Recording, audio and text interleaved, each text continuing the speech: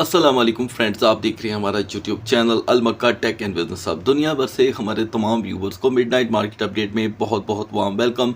तो दोस्तों, यहाँ पर मार्केट बहुत ही इंटरेस्टिंग होती चली जा रही है। जैसे जैसे फ्राइडे क्लोजिंग पास आ रही है, आप बहुत अच्छे से जानते हैं कि इस हफ्ते सिर्फ एक डाटा आना है और वो है सिर्फ और सिर्फ इनिशियल जॉबलेस क्लेम। और उसको हम खैर फ़िलहाल बाद में डिस्कस कर लेंगे, क्योंकि अभी उसे आने में तकरीबन 27 घंटे बाकी हैं।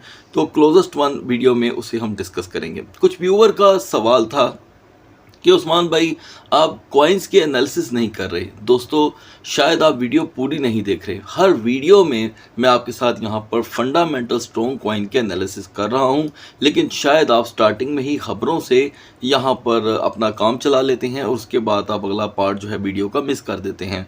तो मेरी आप तमाम व्यूवर से रिक्वेस्ट है, अगर आप अपने बताए हुए और अपने डिमांडिंग कॉइन्स का जिक्र यहाँ पर कमेंट सेक्शन में करेंगे तो इंशाल्लाह हम उसे स्टेप बाय स्टेप वीडियो के लाजमन किसी न किसी पार्ट में उस टोकन को ज़रूर एनालिसिस के तौर पे आपके सामने पेश करेंगे। ये सीरीज़ मैंने पहले भी चलाई थी, लेकिन शायद आप भूल जाते हैं, तो आप यहाँ पर लिखेंगे, मैं आपके सामने उस टोकन का एनालिसिस पेश कर दूंगा। ठीक है, तो ये बातें तय हैं। इस पर मज़ीद अगर कोई ज़रूरत होगी तो मैं आपको अपडेट कर दूंगा। अब यहाँ पर दोस्तों जल्दी से आते हैं मार्केट की तरफ, जो बड़ी बड़ी पेशरफ्त हुई हैं। पहली पेशरफ्त ये है दोस्तों कि ईरान ने अभी तक जो 15 नकाती एजेंडा था यूएस का, उसे फ़िलहाल जो कि है मानने से जो कि है एक इनकार कर दिया है, लेकिन अभी इसके ऊपर बहुत सी गुंजाइश बाकी हैं। उस गुंजाइश की वजह मैं आपको बता देता हूँ कि जिस मसले में द ग्रेट पाकिस्तान एंटर हो जाता है, वो मसला ज़रूर सॉल्व होता है। ये अपने ज़हन में रखिएगा। अभी तक कोई ऐसा मसला नहीं है जिसमें पाकिस्तान ने एंट्री की हो और वो सॉल्व ना हो। तो मैं देख रहा हूँ और समझ रहा हूँ कि आने वाले दिनों में पाकिस्तान ज़रूर एक बेहतरीन किरदार अदा कर सकता है इसके अंदर, और अदर कंट्री भी जैसे कि आप जानते हैं कि पाकिस्तान का साथ दे रही हैं। तो इंशाल्लाह इस पे जो भी पेशरफ्त होगी फौरी अपडेट आपको व्हाट्सएप चैनल पे बता दी जाएगी। अगर आपने अब तक व्हाट्सएप चैनल ज्वाइन नहीं किया तो लिंक इसी वीडियो के डिस्क्रिप्शन में मिल जाएगा, जहाँ पे आप वेरीफाइड न्यूज़ हासिल कर सकते हैं।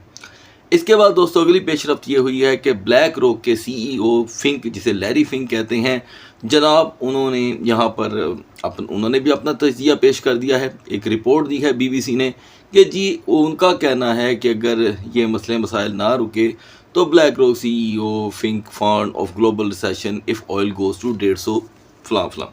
अच्छा दोस्तों, यहाँ पर कुछ समझने वाली बात यह है।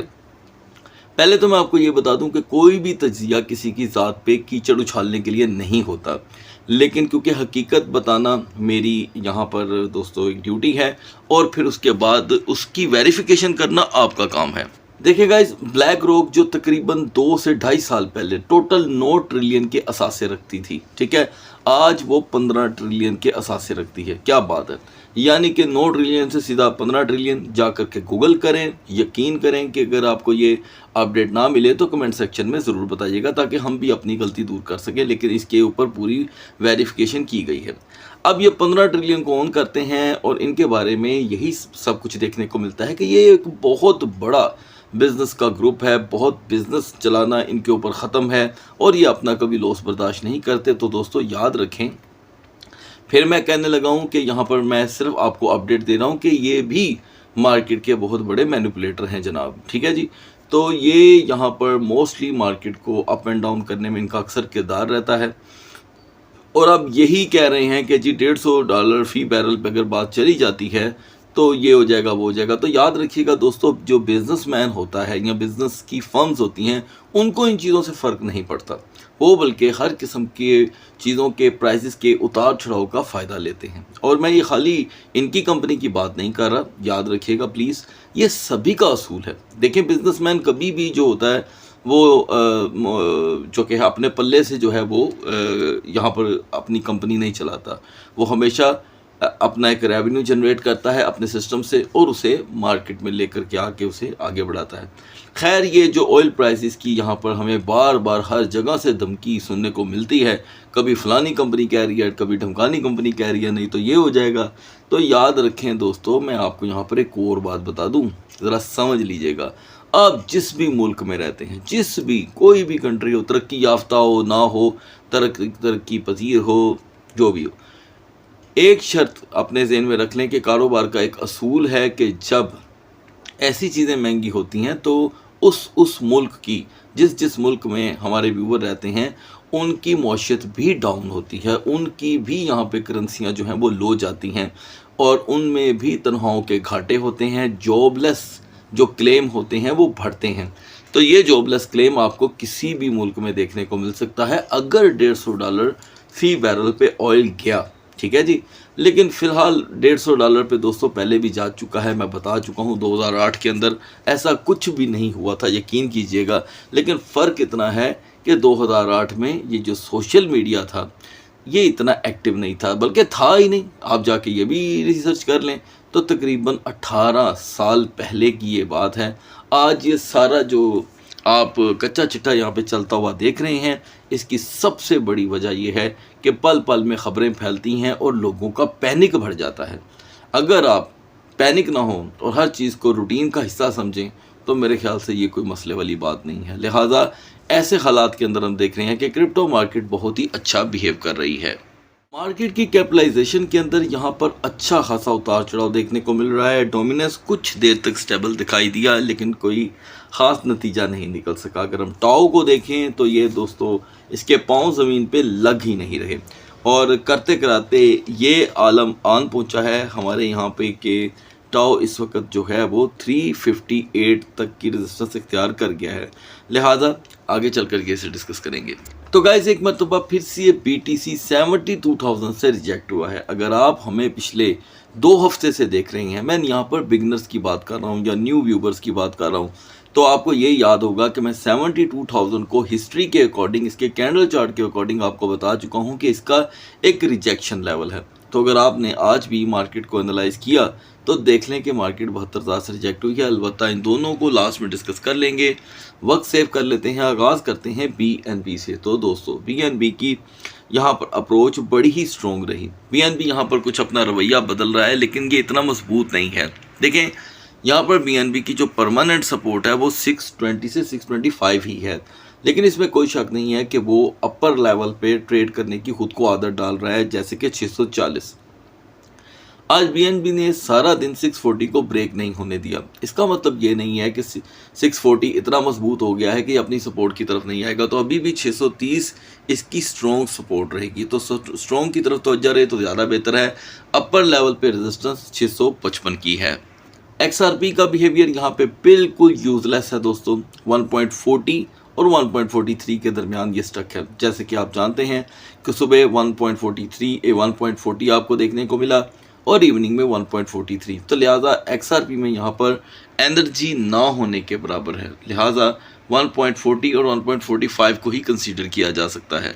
सोलाना ने तकरीबन 72 घंटों बाद कोई नई रेजिस्टेंस दी थी लेकिन फिर रिजेक्शन, और ये रिजेक्शन 93.48 से आया है। तो अभी के लिए इसकी टेम्पररी और इंतहाई कमज़ोर सपोर्ट 90.00 की है। हाइपर लिक्विड को लेके व्यूवर्स की डिमांड थी कि हाइपर लिक्विड को डेली एनालिसिस में ऐड किया जाए। दोस्तों डेली एनालिसिस में मैं आपके साथ मुसलसल 5 to 7 फंडामेंटल स्ट्रॉन्ग कॉइन को यहाँ पर डिस्कस करता हूँ। तो ये है कि जिस दिन किसी टोकन में कोई यहाँ पे उतार चढ़ाव नहीं होगा तो मैं हाइपर लिक्विड को ज़रूर ऐड करूँगा। अब अलबत्ता अभी के लिए ये सेवरल टाइम 40.40 से रिजेक्ट हुआ है। अभी भी अगर हम 40.00 को ब्रेक करते हैं तो ऐन मुमकिन है कि हम 39.35 का एक वक्ती लो लेवल देख सकते हैं। ये बिल्कुल इसके साथ खड़ा है दोस्तों और यही इसकी हिस्ट्री है। Zcash का भी यहाँ पे दोस्तों जो रिवर्सल का सिलसिला है वो कंटिन्यू है। Zcash अर्ली मॉर्निंग में 238 पे था, दोपहर की वीडियो में देन 238, 239 और आपको अपडेट किया गया था कि अगर यही सूरत हाल रहती है और अगर हम 240 से रिजेक्ट होते हैं तो नॉर्मली 235 इसकी सपोर्ट बनती है बार बार, 235 एंड 230। एनीवे हम 235 को अभी स्क्रीन पे लाइव देख रहे हैं और अब से कुछ ही देर पहले ये 232 से भी यहाँ पर जो कि है ये समझ लें कि अपना लेवल सेट करके आया है। अभी के लिए यकीनन यहाँ पर Zcash जो है वो आपको फाइट करता हुआ तो दिखाई दे रहा है, लेकिन यहाँ पर सपोर्ट नहीं है। सपोर्ट ना बन पाने की शक्ल में, यानी कि इट्स वेरी सिंपल कि अगर आप 4 आवर का कैंडल चार्ट ओपन करते हैं और आपको सपोर्ट देखने को नहीं मिलती ग्रीन कलर की, तो Zcash 231 की भी यहाँ पर अगली डिप ले सकता है। टाओ हमारी सुबह की डिस्कशन के दरमियान दोस्तों 348 पे था। आपको अपडेट किया गया था कि अगर हम 348 350 से रिजेक्ट होते हैं तो हम नॉर्मली 340 343 तक का लो देख सकते हैं। तो ये रिजेक्शन तो आपके सामने है दोस्तों। एक टाइम के लिए टाओ ने 343 तक का रिवर्सल लिया। ये बाकायदा तौर पे आप कैंडल चार्ट पे एक शेडो देख सकते हैं और फिर एक उड़ान भरी और हम इस वक्त टाओ में 377 का एक नया हाई देख करके आए हैं। तो करंट सिचुएशन के मुताबिक यहाँ पर टाओ की सपोर्ट जो नई बनी है टॉप लेवल्स पे, ये देखें ये टॉप लेवल्स हैं। अब ये फंडामेंटल स्ट्रॉन्ग सपोर्ट काउंट होगी 320 की, जो किसी भी बड़ी लिक्विडेशन में देखने को मिल सकती है। याद रखें जब बड़ी सपोर्टें काफ़ी नीचे रह जाती हैं तो फिर इंतज़ार रहता है हमें यहाँ पर लिक्विडेशन का। एनीवे टॉप रेजिस्टेंस जो आपके सामने है 375 की और सपोर्ट 350 तक देखी जा सकती है। बढ़ते हैं बीटीसी और इथेरियम के कैंडल चार्ट की तरफ। तो गाइज यहाँ पर बीटीसी कुछ नया लेकर यहाँ पर आने में पूरी तरह नाकाम है, क्योंकि हम 70568 की सपोर्ट से जो बाउंस लेकर आगे गए भी तो हम 72,000 पे गए। एक सेशन में समझ लें स्टार्ट होने से पहले 72,000 और दूसरी दफ़ा 71,800। दोनों बार दोनों कैंडल रिजेक्शन की हैं। प्लीज़ मुलाहिजा फरमाएं 1 2 एंड दोनों के बड़े बड़े शेडोज मौजूद हैं। इसका मतलब ये हुआ कि ये टॉप पे है 72,000 और ये है इसके रिजेक्शंस। अब ये रिजेक्शन कितने हैं 1 2 3 4 5 6 7 7 बार मार्केट 72,000 से रिजेक्ट हो चुकी है और अभी भी हम जो कि है रूटीन जो day by day routine wise आप जो क्लोजिंग देखते हैं उसकी तरफ जा रहे हैं। It's not a complete closing. तो 70,900 70,500 फिर भी एक होप रखती है, लेकिन 70,000 का ब्रेक होना नॉर्मली हमें 69,200 300 का यहाँ पे दावतनामा देती है। तो इस वक्त बीटीसी जो है दोस्तों बड़ी कमज़ोर पोजीशन में दिखाई दे रहा है, लेकिन जैसे ही 72,000 और 72,500 का आपको ब्रेकआउट देखने को मिलेगा तो यहाँ पे कुछ बड़ी तब्दीलियाँ भी देखी जा सकती हैं। बढ़ते हैं इथेरियम के कैंडल चार्ट की तरफ। इथेरियम यहाँ पे कुछ ज़्यादा नया गेन नहीं कर सका। हम 2180 पे थे, 2199 से रिजेक्ट हो चुके हैं और अब हम 2147 का लो देख कर आ रहे हैं। तो सपोर्ट के एज पे हम खड़े हैं। 2150 अभी भी सपोर्ट है और शेडो के मुताबिक ये देखें 2150 जब भी ब्रेक हो रहा है हम 2120 का लो देख रहे हैं। अपर लेवल के लिए अभी भी 2190 ही है जो इसे 2210 और 2230 की रेजिस्टेंस प्रोवाइड कर सकता है। सो गाइस सुबह तक अल्लाह हाफिज़।